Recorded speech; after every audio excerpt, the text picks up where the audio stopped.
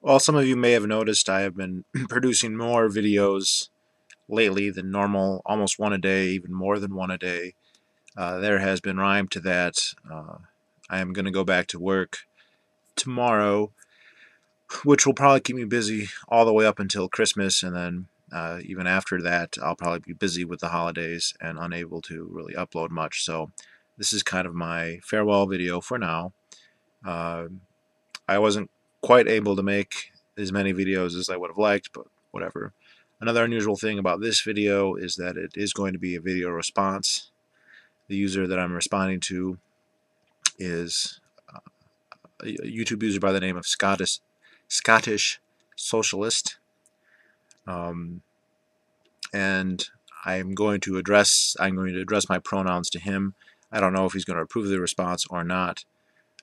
It's always confusing when I know I have an audience, and yet I'm kind of directing this at one particular person. But you know, it's just inadequacy of our language, I guess. So, Mr. Scottish Socialist, I don't remember how I came across your videos, but I have, and I've taken the time to watch several of them, and to scroll through and look at all the titles, which I know is not the best way to learn anything. I was trying to discern your particular brand of socialism, and I believe the first video I watched of yours was complaining about internet debates, not specifically on YouTube so much as postings on something like Facebook, and you know, you were kind of deconstructing some anti-socialist comments that you had seen, people quoting Margaret Thatcher and the like. And so for a while I wanted to approach this video from the lines of, well, I'm going to make some good, better arguments against socialism, you know, in the spirit that you're talking about. But I became a little, I say, concerned because, as you well know, there are many different types of socialists, and they don't, and I mean, it would be, it's hard to make a response to somebody and then have them say, well, I actually don't believe that. For instance, I have had many debates with anarcho-syndicalists, anarcho-communists, basically Noam Chomsky-esque people, and you know, they don't believe, some of them don't even believe in voting. You know, they don't even believe in majoritarianism, whereas that's something most socialists tend to agree with. So I decided, well, I'll go through your videos and try and get a handle on where you are politically before I make a video addressing, because, you know, there's no point in me pointing out problems with a system if you don't even agree with those, you know, systems anyway. And like, I've made lots of videos to anarcho-syndicalists, and from best I can tell, you're definitely not an anarcho-syndicalist, so for me to drum that up would be, you know, counterproductive. Now, going through your videos, it appears to me that you are a communist. You've kind of placed yourself explicitly on the somewhere between Mao and Lenin, and so explicitly not a Trotskyite or a Stalinist. You're not a democratic socialist, apparently, but an actual Marxist communist person, I guess. And I thought, well, okay, well, I'll make a video addressing that. But as the few videos that I watched, there are a couple themes that came out, and I decided, rather than make a comprehensive video against your vein of communism or socialism, or at least as I can describe it, I would bring up a more specific critique, and that was of your estimation of the worth of America, the United States, and the USSR, which I'll use the term USSR and Russia interchangeably, and USA and America interchangeably in this video. And if I need to qualify that, I will. Now, the reason I'm doing that is not because I'm an American nationalist and I want to defend the United States. Most of the allegations that I've seen you level against the United States, I would agree with, that not always in the same way that you do, but I would agree with. And being a person who lives in the United States, I think it's safe to say that I would find a lot more wrong with them than you ever would. I get pissed at certain aspects of American society whenever I get tickets, whenever I witness things, which is basically on a daily basis, that spark my notions of injustice and waste and destruction. I'm a pretty avid student of history, and there's very little you could say about especially U.S. foreign policy that I wouldn't A, know, B, disagree with, at least to the extent that we would agree that it would be wrong. So I'm not saying this as a nationalist trying to defend the government of the United States. I hate the government of the United States. I think the government of the United States has always been the worst thing in the society of the United States, going all the way back, and that it's become far, far worse in the last 100 years, and specifically in the from the time of World War II until now. And it's escalating yet again. I think probably you could chart it to when George Bush came into office, although it's really hard to really put a date on it. It's become a different category of bad. But I think that there's one video where you said you thought, well, nothing good has ever come from the United States, and yet you're always very laudatory and excusatory of the USSR, and you made videos juxtaposing the crimes of the two. For once, you were comparing the prison population of the United States with the Gulag population in the USSR. And I want to examine the juxtaposition of the two societies and your relative estimation of their merit, because I think that will show some differences in perspective between the two of us, and I hope maybe some things that perhaps you've accepted uncritically, or I don't know. I'll just start with the rationale that the USSR is not so bad because the Gulag population is similar to the population of prisoners in the United States is faulty because the prisoners in the United States is a bad thing. All right, the amount of incarceration that occurs in the United States now, and it's been getting worse, but it's been bad for a long time, is atrocious. Most of the people there are not there for actually harming anyone. They're there for non-crimes, mostly drug-related. There are, of course, murderers and rapists, and how society deals with them is a different question, but I think at the very least we could say their incarceration isn't necessarily unjust, although that probably is stupid.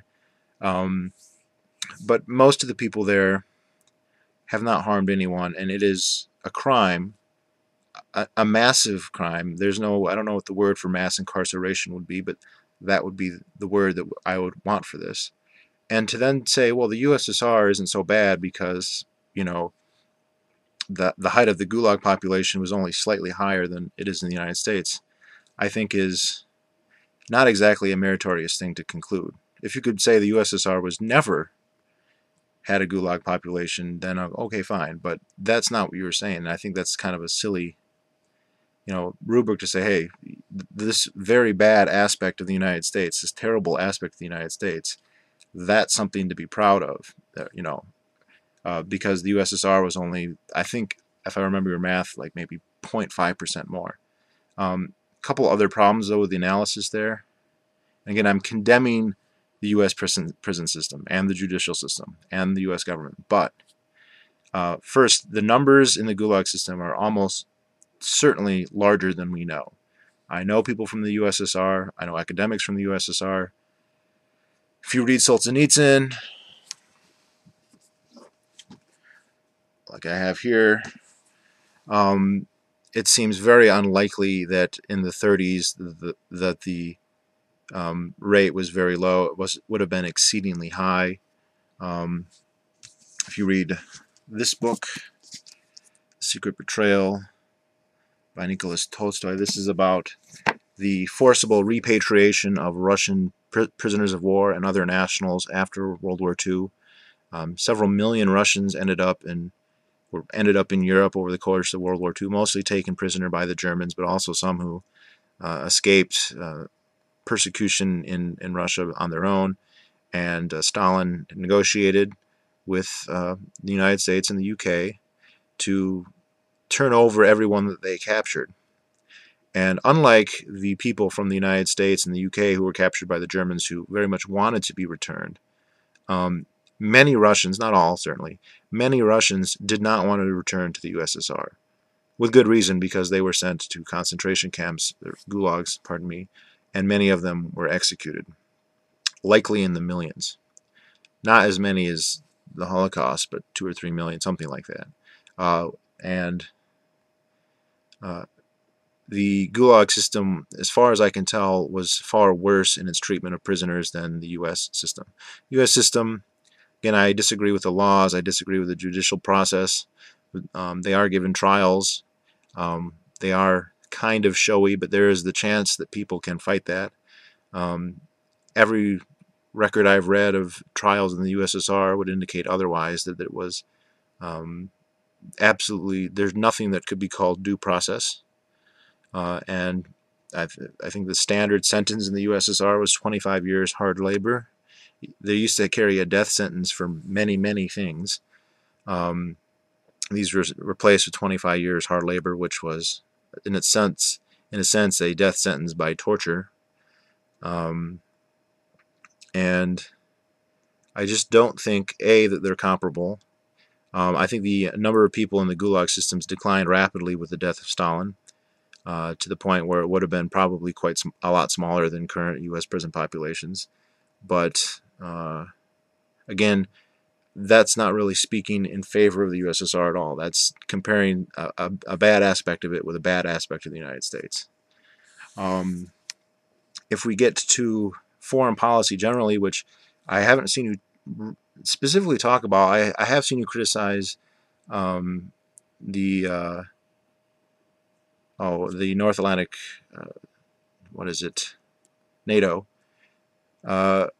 And I'm against NATO. I don't think the United States should ever have been involved in any of that. I don't think the United States should have even been involved in World War II, let alone have a basically imperial system of satellites. The USSR, though, did the same thing, especially in Eastern Europe, the Baltic countries, in Poland, in Finland, in South Asia, in the Stans, where the ethnic populations there were ruthlessly suppressed, eliminated, forcibly acculturated, and whatnot. Same thing happened in Mongolia, and was encouraged in China, and in Korea, and in Vietnam, and Afghanistan. But I'm not. But the United States did a lot more of that than the Soviet Union. But the reason is the United States was much richer and much more powerful than the Soviet Union. The big myth of the Cold War is the idea that the Soviet Union and the United States were somehow co-equal. This is not true. The United States was much, much richer, much more militarily advanced, and much more financially solid than the Soviet Union ever was. The American government overestimated the power of the Soviet Union, but even its estimations would have put it far weaker than the United States. Far weaker than the United States. The U.S. government, like all governments, loves war. They love to be able to exploit the fear that this generates in the population. And the best way to do that is to have an enemy, preferably a plausible one. So back in the early 1800s, America had that, and they could point at the Native Americans, the Indians, who were actually threatening on the periphery of American society. There was no chance that the Indians would, say, dislodge Anglos from America, but they were threatening to communities on the frontier, and the British Empire, especially in Canada. You know, there was during the American Revolution, armies from Canada had caused great problems in New England especially, and the British had demonstrated their ability to launch amphibious assaults from the sea, conquer large portions of basically anywhere in the United States. And so there was a credible threat for a little while from the UK, but as the 19th century wore on, this credible threat became a joke. There was no way the British Empire was going to threaten the United States. None.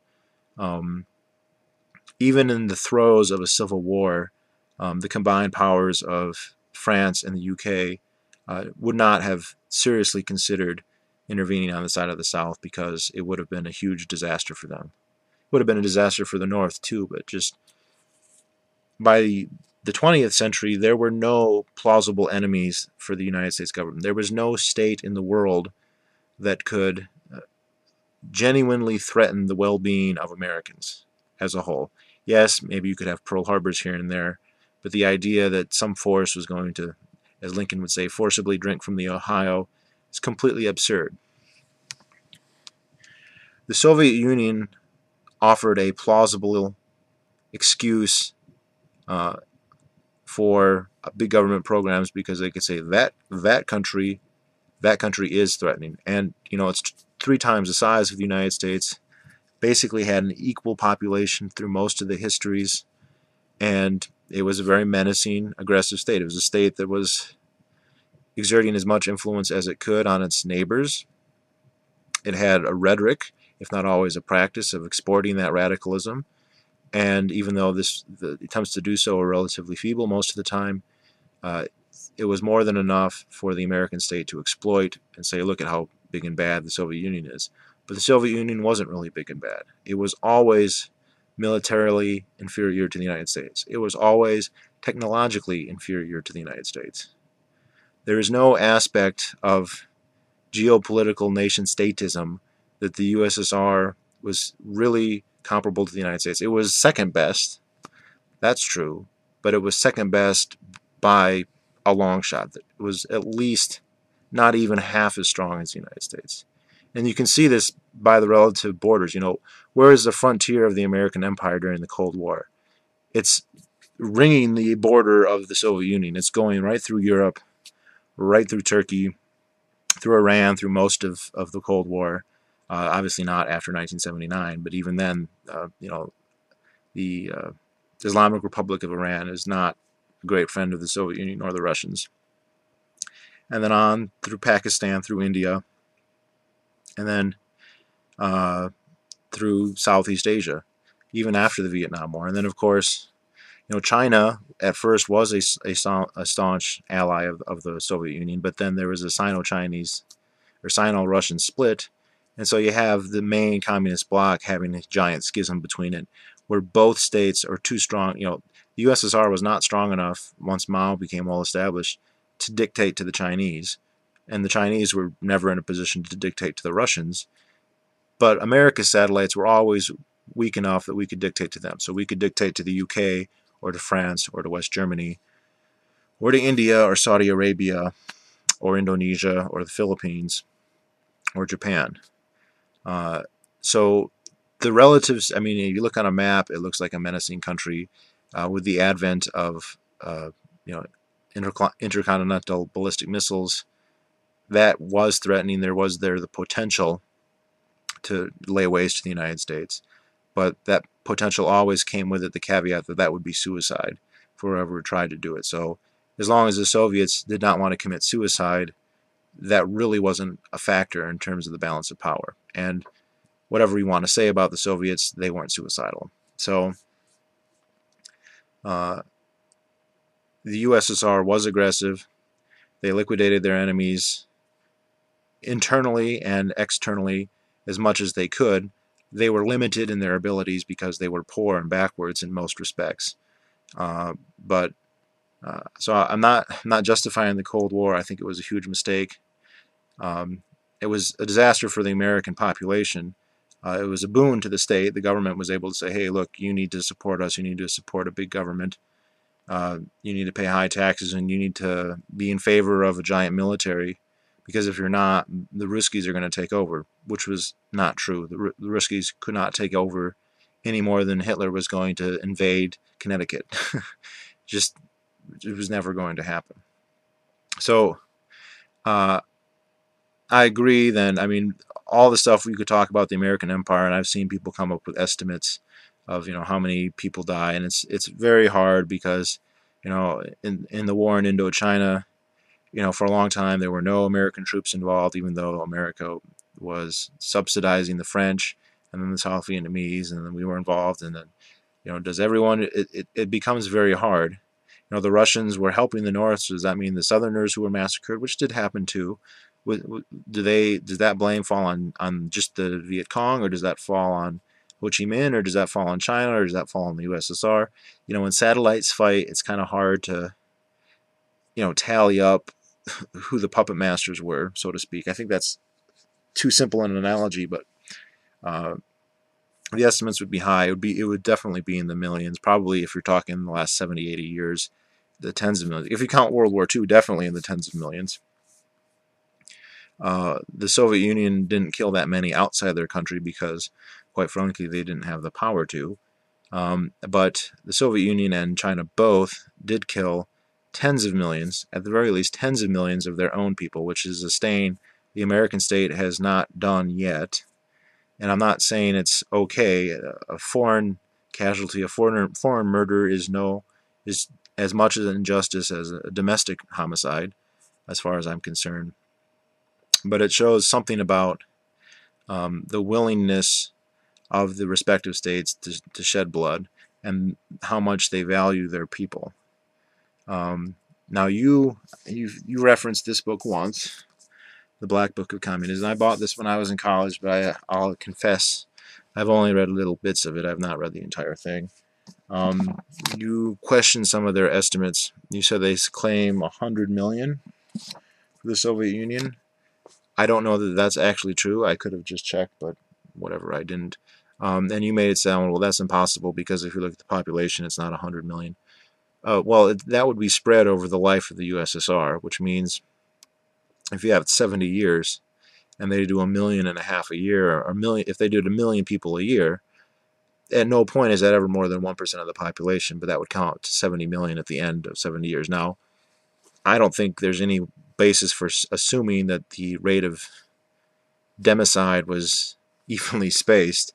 Everything I've ever read is that it was worse, by far the worst under Stalin. It was very, very bad in the time up to Stalin.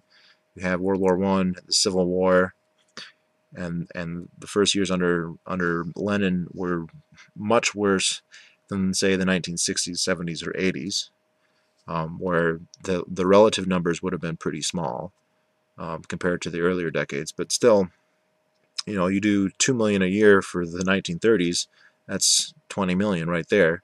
You do 2 million a year for the first 5 years of the 1940s, that's another 10. It's not hard to come up with dozens and dozens of millions. I've heard during the period of glasnost and perestroika, there was an attempt to kind of open up, hence the terminology there, and the director of the KGB would actually have television shows where he would take questions. People could call in and ask, and mostly people would ask, like, what are these regulations, what, more contemporary things, but somebody did actually call and ask how many people died, in the camps and whatnot, because everybody knew somebody who had died, right?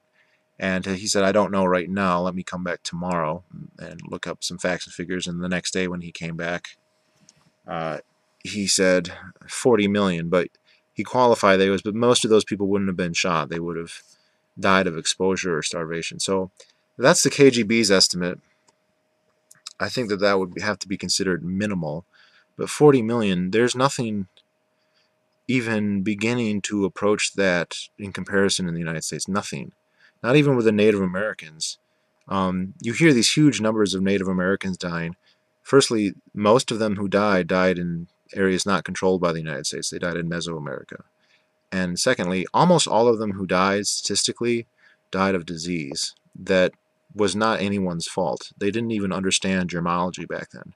Or virology. There was no way the Europeans knew how to stop spread or cause sickness, or let alone stem it. And so, yes, it's a great tragedy, but it's not something you can attach ethical or moral value to. Bacteria are not moral agents. The only exception I could make here is when disease was deliberately used in the form of biological warfare. And I have only ever heard of one instance of that, and that was at Fort Pitt during Pontiac's Rebellion in 1864, when oh, I forget his name. I think his name was Amherst. He was actually, that was at that point, the United States was still a British colony, and the British general, I think it was Henry Amherst, but I could have that wrong, distributed smallpox-infested blankets among the Shawnee and some other groups, and of course thousands of them died. But even that, A, was the British, B, that would only account for a tiny, tiny fraction. If we look at outside of the Native Americans, domestically, the worst the government ever did was in the Civil War, when maybe about 50,000 Southerners died over the course of a 4-year conflict. Now, that's a tragedy, and I'm totally against that, and I consider Abraham Lincoln a terrible tyrant for having committed that crime. But 50,000 in 4 years is it's nothing. The the South during the Civil War had a higher was more prosperous than the USSR was for its first 40 years of existence, and it was a society that was being completely destroyed, which tells you quite a bit. So, and there's more similar things can be said about the Chinese. Here I've got. Then you have, unintentional homicides. These are, government policies that kill people, but that's not their intent. And we have that in the United States, by the way. The FDA, for instance, restricts drugs, and many of these drugs are life-saving. And the estimates are that many, many people die because of this. And that's a travesty, and that's a crime. And it's one that you almost never hear about. But Soviet Union and China both. Here we've got Hungry Ghost. This one's about China. Harvest of Sorrow. This one's about the USSR.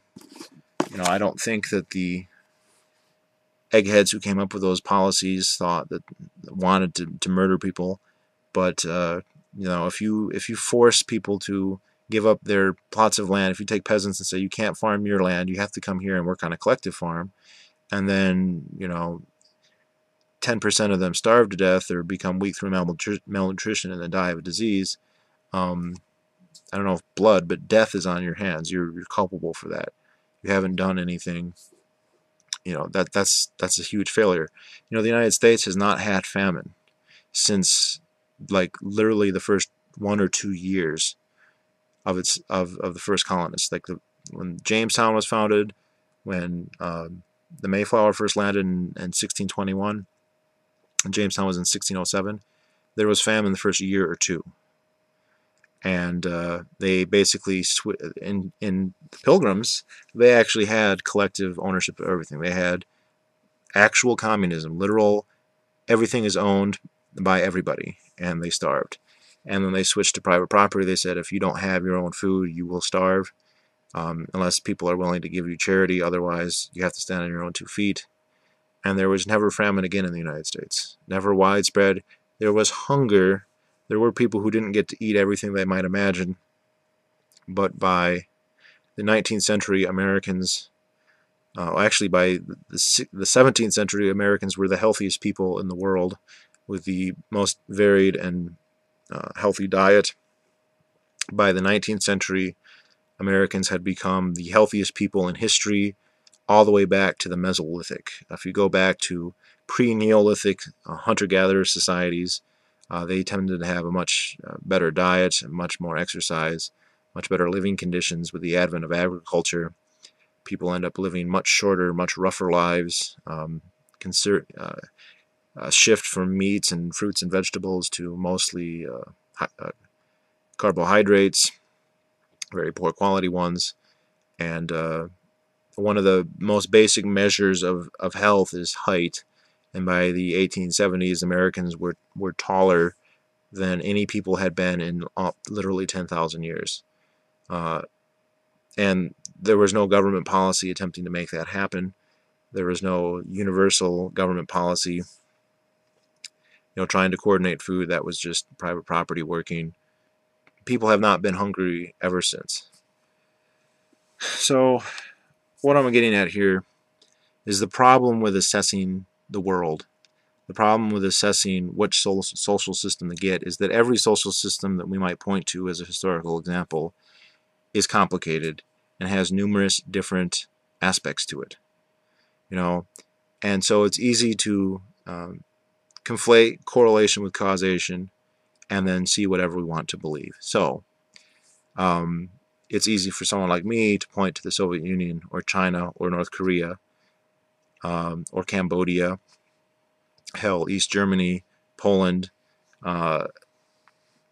Vietnam, and say, look, that society sucks, that society is terrible, nobody wants to live there, everyone wants to leave there, so that's terrible, and they have communism there or they have socialism there, hence communism or socialism is the cause of all the problems, and that's why we shouldn't be communist or socialistic, because, you know, look, it clearly causes all this misery. On the same token, you could point to the United States and be like, what are you talking about? The United States has this, you know, basically a neo-colonial empire, basically took over the British and the French empires after they gave up. It, you know, has killed millions, perhaps tens of millions of people around the world, certainly engaged in aggressive warfare currently. And the United States has a market economy. It has a lot of capitalism. It's got a lot of profit motive, and it doesn't have a lot of rhetorical socialism, so it must be that capitalism causes, you know, imperialism and death and destruction and mass homicide. But I think both of us would be guilty of oversimplifying things and failing to try and actually diagnose what is causing what within society. You know, what is the element in society that's causing the Soviet Union to kill 40 million people? Let's just say Black Book is wrong, that it's 40 million, not 100 million. You know, as if that was a good thing, you know. And let's just accept the largest estimates for the United States, which I think would probably be 40 or 50 million. Those would not be domestic, though. Those would all be foreign. Not that that makes a huge moral difference, but what is the element in the societies that's making that happen? Now, there's a lot of myths about the United States because the United States has had more free market capitalism than most any other places. There may be a few isolated examples that were more capitalist, certainly not very many. They'd certainly be few and far between. But the vast majority of the bad things that come from America come from the government. Now, one thing that you said that I have to assume is disingenuous, or at least you maybe weren't thinking about this very clearly. You said nothing good has ever come from the United States. All the bad things I've said about the United States, and I believe all of them, and the list would be much longer, I just don't have time. It's already a long video. There are lots of good things that have come from the United States, too. And how many good things? Like billions and billions. Because there are things that are made in the United States, or that have been made in the United States, that other people value, and we know that they value them because they buy them without being coerced to do so. You know, it would be one thing when the United States government goes to the Saudis and say, you have to buy our military equipment or else we'll go to war with you. And then they do it. Okay, that doesn't prove that they really value what they're buying. But there has been trillions and trillions of dollars of commerce over the years that was voluntary, that no one was coerced to do. Now, I noticed that you seem to be a gamer. You like to play video games. I'm not a gamer.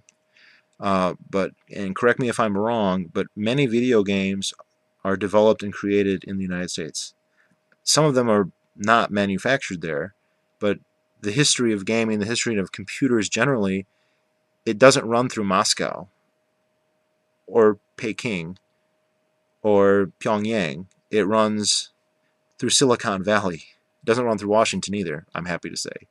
You know, and there's millions of people who like computer games and who are willing to purchase them. And as I alluded to earlier, computers. Personal computer did not arise in the Soviet Union. I've never heard that claimed anywhere. What about automobiles? Automobiles were, of course, not initially invented in the United States, I don't think. But they were popularized, developed, and there's exported. We export a huge number. Sorry, I shouldn't use that pronoun in the context of this society, but the United States produces many cars every year, and people in other countries are happy to buy them, and many other things. The exports of the United States, it's more than $1 trillion a year right now, and our exports have been steadily declining. Um, and so every time someone voluntarily buys something from the United States, it's an indication that they value that thing. And I might add, I consider these economic, but a lot of people don't. Think of all the arts. Think of all the movies. How many movies do you enjoy that were made in the United States? I don't know what kind of movies you enjoy. Maybe you don't like movies. But even if you don't, plenty of other people do. There's plenty of other people who love Star Wars or The Godfather or Star Trek or, I'm just naming stuff I like, but the market for American movies abroad is huge. It's bigger than the domestic market for American movies. Music. Do you like rock and roll? I know there's been British bands who have been very successful. There's a lot of American bands that have been very successful. Do you ever listen to Jimi Hendrix? And the music is actually a lot broader than just rock and roll, but that's just the biggest example. How many movies do you watch from the Soviet Union? Like, what's your favorite movie that was produced in the Soviet Union during the Soviet era? I mean, I don't own any. I have interest in a few of them. Some of the Eisenstein movies, and some of them they're probably not terrible. But could you even for 1 second? I mean, this is serious. 1 second, think that movies from the Soviet Union can be compared to movies from the United States? Is that I can't think anyone could say that and be intellectually honest. What about music? What's the coolest song you ever heard come out of the Soviet Union? I mean, they had music. I have some Russian composers. I have Shostakovich is one of my favorite composers. He was on Stalin's hit list. He was one of the it was only through his shrewdness that he managed not to get purged. And eventually, and he did that, by the way, by joining the Communist Party, but it's something his close friends said he did to not be purged, to not die. But okay, Shostakovich is a good composer, but does the stuff that he's created is not anywhere near as valuable to the rest of the world as the stuff that comes out of the United States. End of story. And you can come and be like, well, this band is trendy and I don't like Britney Spears, and I agree with all that. I hate all that stuff. But it doesn't matter. Other people value it. They're willing to buy it. And so whether we're talking about artistic things like movies and music, or more material goods like cars and food and computers and guns and who knows whatever else, the United States has been producing things that people value, including you. I'm going to just assume, but tell me if you've never had a product that's from the United States or that was invented by the United States, and certainly tell me how much stuff you have from the Soviet Union, and your communist flag and your hat. I don't know if that really counts. I saw that you like airsoft guns.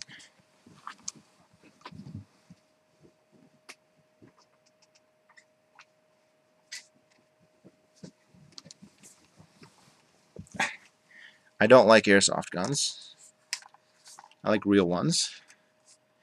This is actually a Belgian model. This is an FNFAL, but it was made in the United States. We export a lot of that, too. I mean, if you look at the exports of the USSR, this great society that you compare favorably to the United States, they exported, its main exports were oil, timber, and fur. Like, from animals you trap, like wolf pelts. They didn't export manufactured goods. They didn't export cars or planes or computers or Xerox machines or furniture. They didn't, because A, they didn't produce very much of that stuff, and B, the stuff that they produced was so vastly inferior that nobody was willing to pay for it. Nobody. Even the quality of basic things like chairs and shit was junk. It was junk in the Soviet Union. If you lived in the Soviet Union, getting foreign-made products from the satellites in Eastern Europe was your best hope. I have a friend who lived in the Soviet Union, and he said getting East German furniture was like, that was a sign of success in the Soviet Union, if you could have East German furniture. But between East and West Germany, the stuff in East Germany, that all ended up in the trash heap after 1989 because it wasn't worth anything. Because the stuff that was available in the West was better. And I mean better in the sense that if you have the choice between the two, you choose the stuff from the West. The American made is superior to the Soviet made. And I'm not saying that because I'm a nationalist or because it's the United States government that's doing that, because it's not the United States government that's doing it. It's the fact the United States government isn't doing it that's making it so good, because if you're not the government and you produce something and people don't buy it, you go out of business. If you're a government agency and you build a product and you don't do a good job, you get more funding. I mean, how many Soviet cars? What's the the Trabant wasn't a Soviet car; it was an East German car. It was better than any car the Soviets were able to manufacture. They were able to copy some other cars. They took some Italian designs that they would try and copy. They wouldn't be very good. And this is something that this is kind of like the embarrassing secret of their entire history. You had mentioned that Stalin, you're kind of, well, Stalin was a mixed bag. He was good and bad. How many people he killed? I wonder if you would ever say that about Hitler. Oh yeah, Hitler, he had some good things and he was some bad things. Stalin would be worse than Hitler, even giving the minimal estimates you like to favor, that he would still be worse than Hitler. But people will say, well, he increased the industrialization of the United States. He made the of the USSR. He made it a more industrial power. Well, they copied the United States on purpose, explicitly.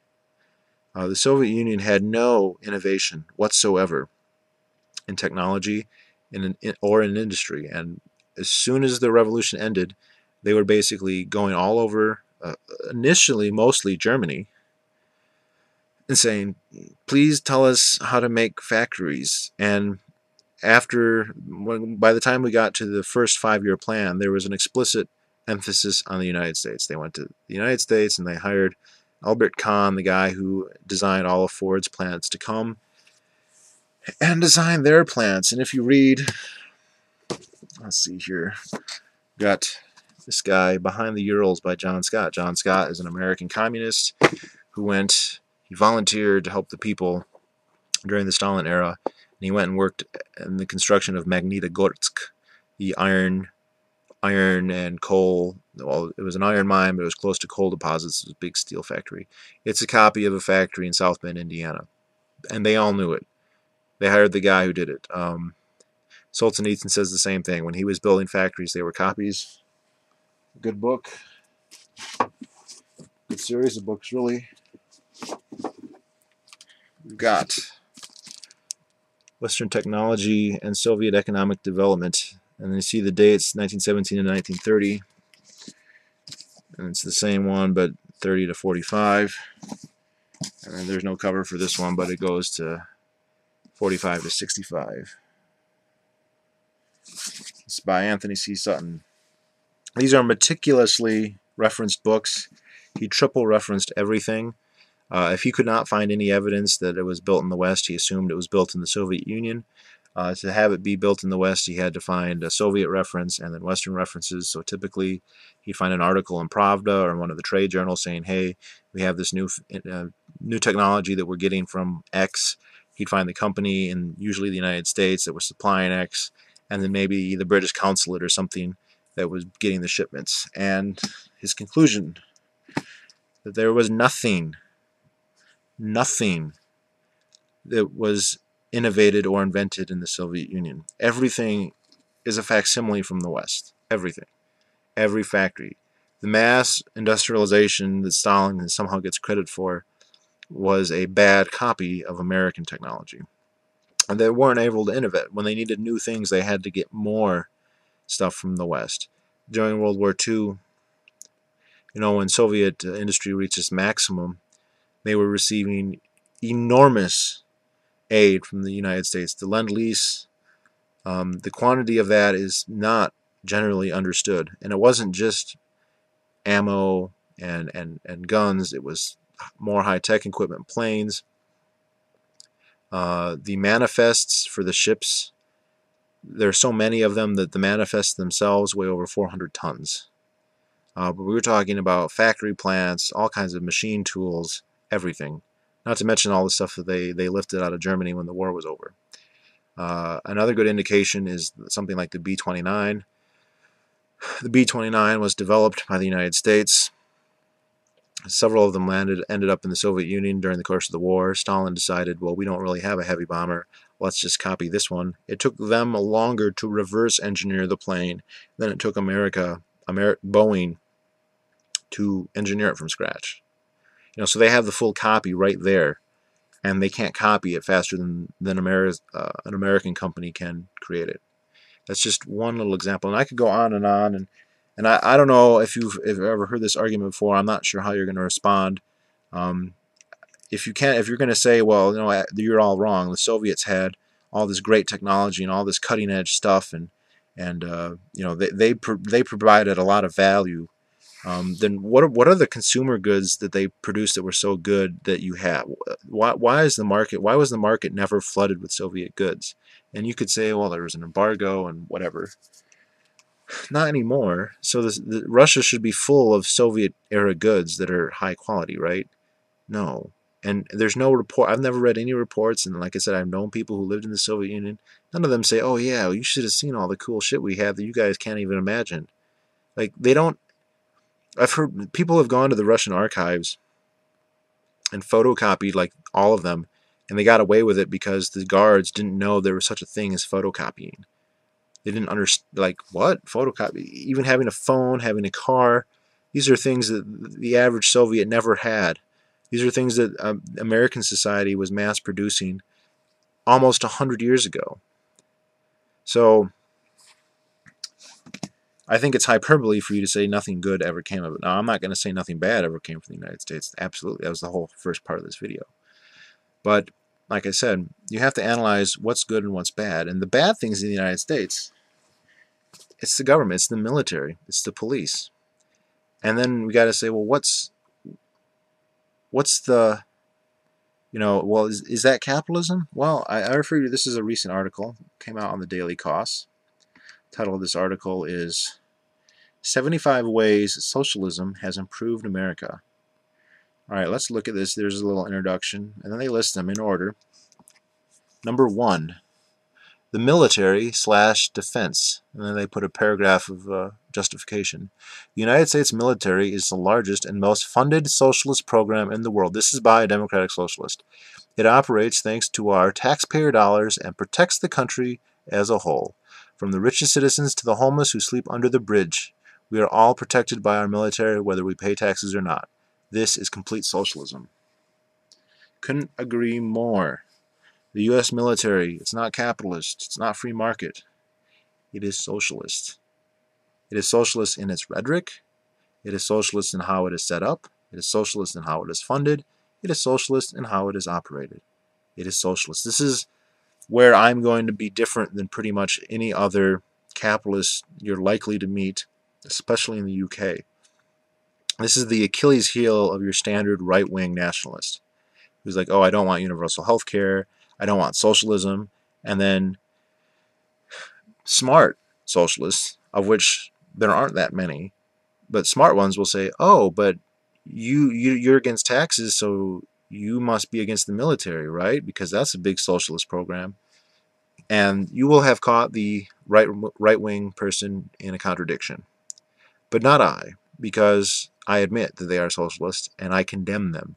The millions of Vietnamese who were murdered by the United States government were murdered by its socialistic military. Millions of North Koreans, and that's something that is not reported often. MacArthur basically napalmed North Korea to the Stone Age. And, I hate the North Korean government, but that doesn't mean you go and kill all the people. The same thing happened in Germany. The same thing happened in Japan. Same thing happens all over the world. That's our socialist military. That is a socialist institution. That's not the institution that's making the computers and the movies and the music and even the guns. This wasn't built by the government. That's a socialist institution. What else do they have on their list? They have the police. That's number 4. They also put highways and public libraries. Public libraries, like the biggest library in the world is Amazon.com, which provides great value, and it's certainly not socialistic, but libraries are antiquated and stupid. But the police, they're the ones who throw all those people in jail. They're the ones who make the American Gulag system work, and they are socialists. So if we got rid of that socialist element of the United States would be a whole hell of a lot better. I'm not going to read this entire list, but the point is that if you analyze the good parts of the society, and I referenced the FDA. The FDA has probably killed several million Americans by banning certain drugs. FDA is socialist. It's run by the government. Everything that the government does is socialist. It's based on taxes. It's based on coercion. It's based on collectivistic ideology. You know, some bureaucracy that's there to help them to do the common good, whatever word you want to call for it. They're not based on free market capitalism at all. They're not based on voluntarism. They don't rely on profit and loss to exist. They are socialist institutions. And not everything evil that ever happened has come from a socialist institution, but they are by far the worst. There's nothing even close. You might say religion, but I mean, religion doesn't kill nearly that many people. Student loan grants, yeah, that causes the education bubble, the indoctrination bubble. I mean, some of these aren't even right. They say fire department. Most fire departments are actually voluntary and don't have tax money, but that's whatever. Oh, they list number, I haven't even really read this whole thing, but number 11, war. War would not be possible without socialism. This is by a democratic socialist. That's right, war would not be possible without socialism. Your tax dollars are used to fight wars for your country. Of course, this is this, you know, they put military and defense and then they list war. They're trying to get stuff high. What else do they have here? Oh, farm subsidies. Farm subsidies lower the cost of food that we then dump on the third world and destroy all their farmers. That's socialism. 13, the CIA. Yep, that's socialist. FBI, that's socialist. They go around causing terrorism. Oh, Social Security. Yeah, that's been a huge success. Public schools. Prison system, number 21. Corporate business subsidies. That's socialist. Yep, that's great. This is, I should have read this list before. Bird flu vaccine. Wow, they really needed to come out with 75 things anywhere they could. The Pentagon, that's right. Socialist office building. FDA, I knew that would be on there. Corporate bailouts. That's socialism. Absolutely it is. Wow. FEMA. That's, oh, see, we are getting to the point where we have gulags in the United States. They're run by FEMA. Yeah. We're getting there. We don't have enough socialism to beat Stalin yet, but we're getting there. Government scholarships, whatever. The Census Bureau, so we can count everyone. Oh, yeah, and then it gets kind of hyperbole at the end. Number 73, government. That's true, that is socialist. 74, law. Okay, that's not right, but whatever. 75, civilization. Okay, that's not true, but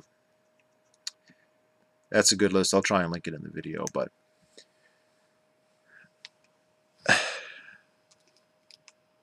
not everything that came out of Russia has been bad. Russia has a lot of smart people. There's a lot of beautiful music that's come from there. It used to have a lot of literature, but the time of the USSR is a dead period. Who's your favorite author? You know, I have some Tolstoy, and I've got Crime and Punishment, and those are that's great stuff. And you know, Tchaikovsky and Prokofiev and Rimsky-Korsakov and, you know, Khachaturian. There's a lot of good Russian composers, but not that many from the 20th century. No, it's like they all took a vacation, even though there were more people in Russia then than previously. It's just, you know, and if you look at their industrial output, it was less. I mean, it took them. They went for a while there during the start of the USSR. They got down to levels below Peter the Great. You know, when was that? The 1680s, sometime in the 17th century. You know, there used to be an auto industry in Russia, believe it or not. They used to actually build planes there, like innovate planes, the Sikorsky Works. And all that stuff disappeared when the Soviets took over, all of it. I mean, just it no longer functioned. You might say, well, the leaders left or whatever. But then the Soviets came in and they didn't know how to run it. They couldn't innovate. They couldn't find a way to make it work. And still, I mean, how many Russian cars do you have? Not many, I suppose. So, yeah, there's a lot of bad things that have come from the United States. They've come from the socialist aspects of the United States. And you know, the USSR, that was a society that explicitly did everything it could to eliminate all freedom, all private property that it could. Didn't totally succeed, not 100%. It certainly tried. And so it's much harder to look at that and say, well, that's capitalism's fault. It's capitalism's fault all those people died. And nowadays there's a lot of stuff out, a lot of my stuff, it's not made in the United States, it's made in China, but you say China's capitalist, so I mean, there's a lot of socialism in China too. That's where all the prisons are. That's all the no freedom of speech. That's all for the common good, of course. But the stuff that people are actually willing to buy, the cheap junk that I have a lot of. It's not that I like cheap junk. It's just like I'd save my money on stuff that's not important to buy stuff that I do think is important, like my FAL here.